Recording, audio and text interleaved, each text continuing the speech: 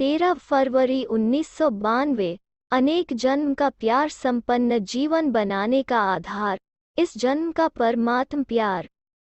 विदेश में 14 फरवरी के दिन को प्रेमियों का दिन मनाते हैं, इसलिए आज ओम शांति भवन को सुंदर स्वर्ग की सीनरियों से सजाया है।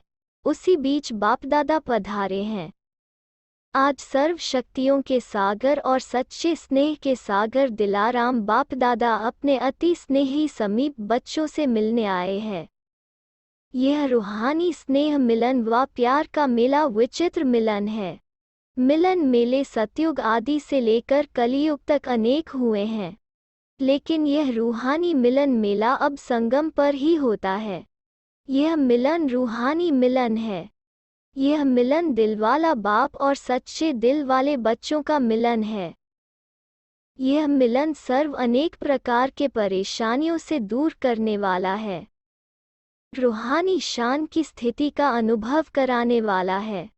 यह मिलन सहज पुराने जीवन को परिवर्तन करने वाला है। यह मिलन सर्वश्रेष्ठ प्राप्तियों के अनुभूतियों से संपन्न बनाने वाला है। ऐसे विचित्र प्यारे मिलन मेले में आप सभी पद्म भाग्यवान आत्माएं पहुंच गई हो। यह परमात्म मेला सर्व प्राप्तियों का मेला, सर्व संबंधों के अनुभव का मेला है, सर्व खजानों से संपन्न बनने का मेला है, संगमयुगी श्रेष्ठ अलौकिक संसार का मेला है। कितना प्यारा है। और इस अनुभूति को अनुभव करने वाले पात्र बनने वाले आप कोटों में कोई में भी कोई परमात्म प्यारी आत्माएं हो। कोटों की कोट आत्माएं इस अनुभूति को ढूंढ रही हैं और आप मिलन मना रहे हो और सदा परमात्म मिलन मेले में ही रहते हो, क्योंकि आपको बाप प्यारा है और बाप को आप प्यारे हैं। तो प्यारे कहाँ रहते हैं? सदा प्यार के मिलन मेले में रहते हैं। तो सदा मेले में रहते हो या अलग रहते हो? बाप और आप साथ रहते हो तो क्या हो गया? मिलन मेला हो गया ना। कोई पूछे आप कहाँ रहते हो, तो फलक से कहेंगे कि हम सदा परमात्म मिलन मेले में रहते हैं। इसी को ही प्यार कहा जाता है। सच्चा प्यार अर्थात एक दो से तन से व मन वे अलग नहीं हो, न अलग हो सकते हैं, न कोई कर सकता है। चाहे सारी दुनिया की सर्व करोड़ों आत्माएं प्रकृति, माया, परिस्थितियां अलग करने चाहे, किसकी ताकत नहीं जो इस परमात्म मिलन से अलग कर सके। इसको कहा जाता है सच्चा प्यार। प्यार को मिटाने वाले मिट जाएं, लेकिन प्यार नहीं मिट सकता। ऐसे पक्के सच्चे प्रेमी होना। आज पक्के प्यार का दिन मना रहे होना। ऐसा प्यार अब और एक जन्म में ही मिलता है। इस समय का परमात्म प्यार अनेक जन्म प्यार संपन्न जीवन की प्रारब्ध बना देता है, लेकिन प्राप्ति का समय अभी है। बीज डालने का समय अभी है। इस समय का कितना महत्व है। जो सच्चे दिल वाले के प्यारे हैं वो सदा लव में लीन रहने वाले लवलीन हैं। तो जो लव में लीन आत्माएं हैं, ऐसे लवलीन आत्माओं के आगे किसी के भी समीप आने की, सामना करने की हिम्मत नहीं है, क्योंकि आप लीन हो। किसी का आकर्षण आपको आकर्षित नहीं कर सकता। जैसे विज्ञान की शक्ति धरनी के आकर्षण से दूर ले जाती है, तो यह लवलीन स्थिति सर्वहद की आकर्षणों से बहुत दूर ले जाती है। अगर लीन नहीं है तो डगमग हो सकते हैं। लव है लेकिन लव में लीन नहीं है। अभी किसी से भी पूछेंगे आपका बाप से लव है, तो सभी हाँ कहेंगे ना। लेकिन सदा लव में लीन रहते हैं तो क्या कहेंगे? इसमें हाँ नहीं कहा, सिर्फ लव है, इस तक नहीं रह जाना। लीन हो जाओ। इसी श्रेष्ठ स्थिति को लीन हो जाने को ही लोगों ने बहुत श्रेष्ठ माना है। अगर आप किसी को भी कहते हो हम तो जीवन मुक्ति में आएंगे, तो वो समझते हैं कि ये तो चक्कर में आने वाले हैं और हम चक्कर से मुक्त होकर के लीन हो जाएंगे। क्योंकि लीन होना अर्थात बंधनों से मुक्त हो जाना, इसलिए वे लीन अवस्था को बहुत ऊंचा मानते हैं। समा गए, लीन हो गए। लेकिन आप जानते हो कि वो जो लीन अवस्था कहते हैं, ड्रामा अनुसार प्राप्त किसको भी नहीं होती है। बाप समान बन सकते हैं लेकिन बाप में समा नहीं जाते हैं। उन्हों की लीन अवस्था में कोई अनुभूति नहीं, कोई प्राप्ति नहीं। और आप लीन भी हैं और अनुभूति और प्राप्तियां भी हैं। आप चैलेंज कर सकते हो कि जिस लीन अवस्था या समा जाने की स्थिति के लिए आप प्रयत्न कर रहे हो, लेकिन हम जीते जी समा जाना व लीन होना उसकी अनुभूति अभी कर रहे हैं। जब लवलीन हो जाते हो, स्नेह में समा जाते हो तो और कुछ याद रहता है? बाप और मैं समान स्नेह में समाये हुए, सिवाय बाप के और कुछ है ही नहीं, तो दो से मिलकर एक हो जाते हैं। समान बनना अर्थात समा जाना, एक हो जाना। तो ऐसे अनुभव है ना? कर्म योग की स्थिति में ऐसे लीन का अनुभव कर सकते हो? क्या समझते हो? कर्मयोगी स्थिति अलग बैठ कर के लीन हो सकते हो? मुश्किल है। कर्म भी करो और लीन भी रहो, हो सकता है? कर्म करने के लिए नीचे नहीं आना पड़ेगा। कर्म करते हुए भी लीन हो सकते हो। इतने होशियार हो गए हो? कर्मयोगी बनने वाले को कर्म में भी साथ होने के कारण एक्स्ट्रा मदद मिल सकती है, क्योंकि एक से दो हो गए तो काम बढ़ जाएगा ना। अगर एक काम कोई एक करे और दूसरा साथी बन जाए तो वो काम सहज होगा या मुश्किल होगा? हाथ आपके हैं, बाप तो अपने हाथ पांव नहीं चलाएंगे ना। हाथ आपके हैं लेकिन मदद बाप की है तो डबल फोर्स से काम अच्छा होगा ना। काम भल कितना भी मुश्किल हो लेकिन बाप की मदद है ही सदा उमंग, उत्साह, हिम्मत, अथकपन की शक्ति देने वाली। जिस कार्य में उमंग, उत्साह व अथकपन होता है वो काम सफल होगा ना। तो बाप हाथों से काम नहीं करते लेकिन यह मदद देने का काम करते हैं। तो कर्मयोगी जीवन अर्थात डबल फोर्स से कार्य करने की जीवन। आप और बाप प्यार में कोई मुश्किल व थकावट फील नहीं होती। प्यार अर्थात सब कुछ भूल जाना। कैसे होगा, क्या होगा, ठीक होगा व नहीं होगा, यह सब भूल जाना। हुआ ही पड़ा है। जहाँ परमात्म हिम्मत है, कोई आत्मा की हिम्मत नहीं है।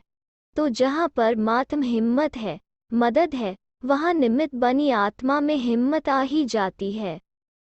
और ऐसे साथ का अनुभव करने वाले, मदद के अनुभव करने वाले के सदा संकल्प क्या रहते हैं? नथिंग न्यू, विजय हुई पड़ी है, सफलता है ही है। यह है सच्चे प्रेमी की अनुभूति। जब हद के आशिक ये अनुभव करते हैं कि जहाँ है वहाँ तू ही तू है। वो सर्वशक्तिवान नहीं है लेकिन बाप सर्वशक्तिवान है। साकार शरीरधारी नहीं है, लेकिन जब चाहे, जहाँ चाहे, सेकंड में पहुँच सकते हैं। ऐसे नहीं समझो कि कर्मयोगी जीवन में लवलीन अवस्था नहीं हो सकती। होती है। साथ का अनुभव अर्थात लव का प्रैक्टिकल सबूत साथ है। तो सहजयोगी सदा के योगी हो गए ना। लव अर्थात सदा सहजयोगी। इसलिए डायरेक्शन भी दिया है ना कि यह तपस्या वर्ष तो प्राइज लेने के समीप आ रहा है लेकिन समाप्त नहीं हो रहा है। इसमें अभ्यास के लिए, प्रैक्टिस के लिए सेवा को हल्का किया और तपस्या को ज्यादा महत्व दिया। लेकिन इस तपस्या वर्ष के संपन्न होने के बाद प्राइज तो ले लेना, लेकिन आगे जो कर्म और योग, सेवा और योग, जो भी बैलेंस की स्थिति बताई हुई है, बैलेंस का अर्थ ही समानता, याद, तपस्या और सेवा, यह समानता हो, शक्ति और स्नेह में समानता हो, प्यारे और न्यारेपन में समानता हो, कर्म करते हुए और कर्म से न्यारा हो, अलग बैठने में स्थिति की समानता हो। जो इस समानता के बैलेंस की कला में नंबर जीतेगा वो महान होगा। तो दोनों कर सकते हो कि नहीं? सर्विस शुरू करेंगे तो ऊपर से नीचे आ जाएंगे। यह वर्ष तो पक्के हो गए हो ना, अभी बैलेंस रख सकते हो या नहीं? सर्विस में खिटखिट होती है, इसमें भी पास तो होना है ना। पहले सुनाया ना कि कर्म करते भी, कर्मयोगी बनते भी लवलीन हो सकते हैं, फिर तो विजयी हो जाएंगे ना। अभी प्राइज उसको मिलेगा जो बैलेंस में विजयी होगा। आज विशेष निमंत्रण दिया है। आपका स्वर्ग ऐसा होगा, बाप दादा बच्चों के मनाने में ही अपना मनाना समझते हैं। आप स्वर्ग में मनाएंगे, बाप इस मनाने में ही मनाएंगे।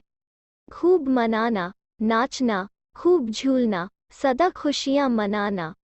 पुरुषार्थ की प्रारब्ध अवश्य मिलेगी। यहाँ सहज पुरुषार्थ ही हो और वहाँ सहज प्रारब्ध हो, लेकिन हीरे से गोल्ड बन जाएंगे। अभी हीरे हो। पूरा संगमयुग ही आपके लिए विशेष बाप और बच्चे व कंपेनियन बनने का प्रेम दिवस है। सिर्फ आज प्यार का दिन है या सदा प्यार का दिन है? यह भी बेहद दाम के खेल में छोटे छोटे खेल हैं। तो इतना स्वर्ग सजाया है, उसकी मुबारक हो।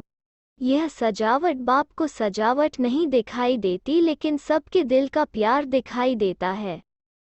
आपके सच्चे प्यार के आगे यह सजावट तो कुछ नहीं है। बाप दादा प्यार को देख रहे हैं। वैसे जिसको निमंत्रण देते हैं तो निमंत्रण में आने वाला बोलता नहीं है, निमंत्रण देने वाले बोलते हैं। बच्चों का इतना प्यार है जो बाप के सिवाय समझते हैं कि कुछ अंतर पड़ जाता है, इसीलिए दिल का प्यार प्रत्यक्ष करने के लिए आज यह खेल रचा है।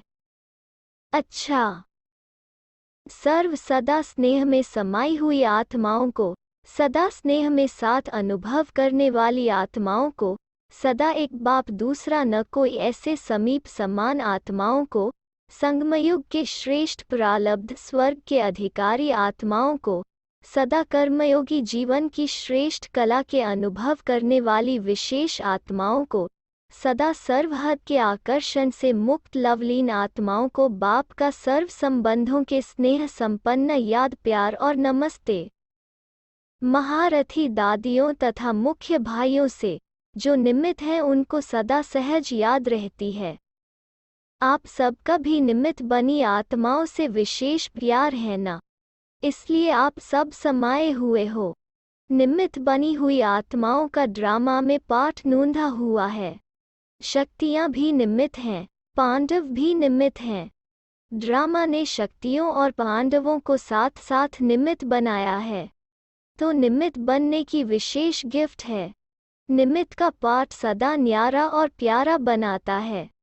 अगर निमित्त भाव का अभ्यास स्वत और सहज है तो सदा स्व की प्रगति और सर्व की प्रगति उन्हों के हर कदम में समाई हुई है। उन आत्माओं का कदम धरनी पर नहीं लेकिन स्टेज पर है। चारों ओर की आत्माएं स्टेज को स्वत ही देखती हैं। बेहद की विश्व की स्टेज है और सहज पुरुषार्थ की भी श्रेष्ठ स्टेज है। दोनों स्टेज ऊंची हैं।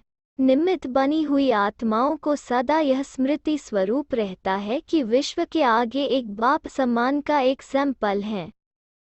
ऐसे निमित्त आत्माएं होना स्थापना की आदि से अब तक निमित्त बने हैं और सदैव रहेंगे। ऐसे हैं ना, यह भी एक्स्ट्रा लक है, और लक दिल का लव स्वत बढ़ाता है। अच्छा है, निमित्त बनकर प्लान बना रहे हो, बाप दादा के पास तो पहुंचता है। प्रैक्टिकल में स्वयं शक्तिशाली बन औरों में भी शक्ति भरते प्रत्यक्षता को समीप लाते चलो। अब मेजॉरिटी आत्माएं इस दुनिया को देख देख थक गई हैं। नवीनता चाहती हैं। नवीनता के अनुभव अभी करा सकते हो। जो किया बहुत अच्छा, प्रैक्टिकल में भी बहुत अच्छा होना ही है। देश विदेश ने प्लान अच्छे बनाए हैं। ब्रह्मा बाप को प्रत्यक्ष किया, अर्थात बाप दादा को साथ साथ प्रत्यक्ष किया। क्योंकि ब्रह्मा बना ही तब जब बाप ने बनाया, तो बाप में दादा, दादा में बाप समाया हुआ है। ऐसे ब्रह्मा को फॉलो करना अर्थात लवलीन आत्मा बनना। ऐसे है ना। अच्छा, पार्टियों से मुलाकात, सभी के दिल की बातें दिलाराम के पास बहुत तीव्र गति से पहुंच जाती हैं।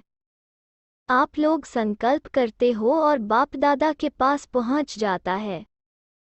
बाप दादा भी सभी के अपने अपने विधि पूर्वक संकल्प, सेवा और स्थिति सबको देखते रहते हैं।